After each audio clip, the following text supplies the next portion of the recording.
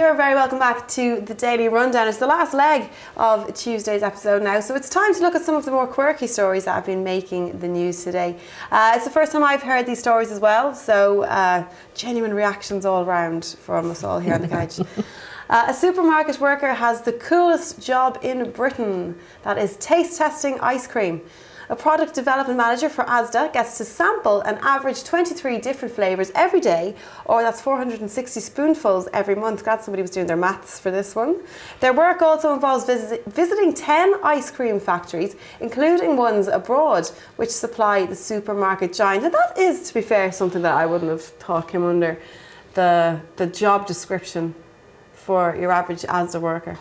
Was it Asda? I wouldn't like that job. Asda, yeah. You wouldn't like No, I'm not an ice cream fan. I thought that everybody's dream was to eat ice cream. No, it's not mine. No. What would you do? What would you like? It'd be wine. If I was sampling wine, going to all the wineries in France and sampling the champagne. Yeah, I'd be doing that, mate. Yeah, but you'd only be able to do it for a week, and then they'd have to let you go, wouldn't they? I'd have days off. I'd have days off. It'd be my contract. A few duvet days. Yeah. What about you, Chris? What would you like to sample? What would you like to be the sampler of? The sampler of just general good living. I'd really like to be Rick Stein. I don't know if there's any courses I can do or anything like that. What was he do? What does Rick Stein do? Yeah. Do you know he's a chef. Celebrity chef? I was go back to the reality telly. Slash sort of bon vivant now, really. It's the one thing of reality I've never got into, TV wise. Well, he just goes off effectively on holiday now. Just, and it's a sort of travelogue slash cookery program in essence that he does. And I just think I could do that. That'd be great. That's a job. That's a job. Yeah, I could definitely do. So that'd be similar to Jacqui's idea. You could go off and have sampling parties. You'd be catching the fish, and I'll be sampling the wine. Yeah. You have to catch your own fish. Yeah, no, you don't have to. No. Oh right. Right, okay, I don't know. It's my fantasy job. I don't have to catch my own fish. You pay somebody to catch the fish. That's right. On you now. This is not going to work. We're arguing already, Jacqui.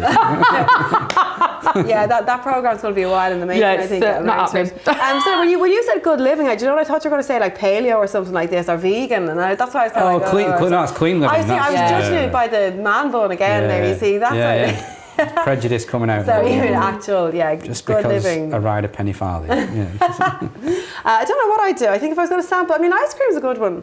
The only thing is, what I'd be worried about, whatever you were doing, is it would ruin the novelty. You'd hate it. You'd come to hate it. Yeah, you would. What you should do is pick something that you sort of like, maybe, or you don't appreciate enough, and then you would get an appreciation of it before you came to hate it. Something I would say you should do more of. Yeah. One of those. Oh, I like that. I should make more time to do that, actually. Get a job doing that. That's good. That's very good career advice from me, Chris, there. Thanks very much. You're welcome. Struggling pubs are getting to grips with a new way to boost business.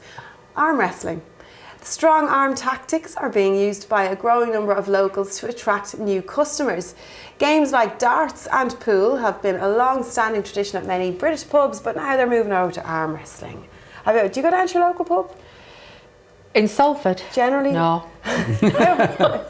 No. I think there is one near us, but no, we don't get down now. You like the idea of the local pub? Dart, pool, darts, I go to my local pub quite often, Have a game of pool? I don't go as often as I would like to, obviously, but I'd go every night because... those days behind you now, so you've got two little ones. Exactly. They'll come round again, would you go kind of somewhere though, because that could be a big draw, just having a pool table. They'd be like, oh, that pub's good, it's got a pool table. Yeah, it tends to attract sort of, idiots though, yeah. pool table, do you doesn't think it? So? Yeah. Do you mean like thick idiots, or do you mean like scary idiots? A bit of both, right? Essentially. I wouldn't. They won't let you it would put me off. They won't let you have your game and all that type of thing. No, it would put me off that. I'm not saying everybody who plays pool is an idiot, but there's potential. There's potential there. It's the old sort of moths around a light sort of thing, okay. What about arm wrestling then? Arm wrestling. So this is what they're proposing here. How has that become a thing? Is this part of the hipster thing? This sounds like nonsense to me. Bring it back over. It does a bit, doesn't it? Because the only way it would be good is like arm wrestling. Like doesn't need a lot of space, does it? And it's free in essence. Yes. Unless people start betting. But I mean, if my mate sends me a text saying, "Do you fancy coming down the local pub?" There's arm wrestling on. I'd go, no, can we go somewhere where there's no arm wrestling on? Because I don't want to do any arm wrestling. I think bringing any kind of violence, obviously violence, maybe that's too strong. This sounds very like Mothers Against arm wrestling or Yeah, something. well, those groups would spring up. Yeah, they would. They would, though, wouldn't they? Yeah, they There would be someone who's... Yeah, they would. There's somebody there with a placard. He was going to, yeah. the son was going to be a concert pianist until he damaged his wrist from arm wrestling. But it's true. But I mean, like mixing wrestling of any kind, surely, even if it's only arm wrestling with booze, might not be a good idea. Oh no. What do you think? I mean, you couldn't out you couldn't have arm wrestling in like a coffee shop though, could you? It wouldn't work there. So it's got to be in a pub. It's not for the hipsters. No, it's not. Is it? Spit and sawdust pubs arm wrestling, I think. Do you know for real men. Do you know what? It's slightly related. I actually watched a YouTube clip recently of an arm wrestling a bodybuilder. Have you seen this? No. If you actually, Adam, you should look this up. It's actually very entertaining. And just in the galley there, who do you think won? The bodybuilder is like the biggest man you've ever seen. I would imagine the arm massive wrestler, arms like because this. it's his job. Because it's his job. I didn't make that assumption. The arm wrestler was only a small guy. It's all technique. It's all in this. Well, the bodybuilder's been lifting things up. Heavy things, he's not done anything to have worked this particular muscle. It'll all be here. It's all I guess, ligamenty stuff and, the flick of the wrist. Unless he's like kicking him under the table or something. Maybe that was the part I didn't see yet. But it was really interesting. Well, I mean, for me, you guys both actually made the right assumption there. But I just thought the bigger guy would win. How wrong was I? Anyways. So no arm wrestling down the pub for you guys. No. It's all wine and cheese in France. Yeah. It's been reported that a Chinese university is offering students a 50% discount in the canteen if they will show some common courtesy to staff. Students only have to utter niceties such as hello, please, and thank you. And anyone who tells staff you worked hard will also be rewarded. That's like that Will Smith film, Hitch. Is it Hitch? No. The one where he's a superhero. I can't remember, but good job. Where it's really hard for him to be nice to people. I would have thought that culturally, though, Chinese people are actually super polite already. Yeah, I thought they were. So I'm surprised that they've had to bring this into the canteen. Maybe they're really trying to just ramp it up and make the staff really appreciate it. What were they doing before? To get 50%, you just have to say hello, please, and goodbye. Yeah, what were they doing before? What were they doing? Just say nothing. Just going in, pointing at things and grunting. See what they're doing? No, they're all going in on the mobile phones. Yeah, you're probably right, or not looking up, or they're on a game, or they're texting or something. Could you all doing that? Didn't we have an anti-swearing law they tried to bring in here around Salford Keys? Well, there was there's some sort of bylaw which basically was one of these public space protection orders where you're not allowed to say bad words. Well, I mean, it's like what would constitute? I thought, how will they determine what is the foul and abusive language? Let's not debate what would constitute. They should put a big list up of all the words you know how to say. And then but who's going to be there to point to it? Yeah, but do you think we could do with a little bit more of enforcement of niceties like they've done here? No, because it doesn't become nicer then, it just becomes... It just becomes, forced. And then you wouldn't appreciate it because you know that person doesn't actually mean it. So... I'd rather you didn't say it at all if you're not going to mean it. You'd rather they said nothing to you rather than... Would you not like to feel that if you were working in the canteen somewhere and these... No, what I'm saying is if somebody's being paid to be nice, I'd rather you didn't. Yeah. Sorry, that's the thing. It's not that what I would prefer actually would be that they were being punished for not being nice rather than like they're getting... Do you know what I mean? So that they don't get to have their dinner if they don't say hello rather than they get... Yeah, I'd rather that. I think that would work better. But then you wouldn't know whether to take, a sort of good manners...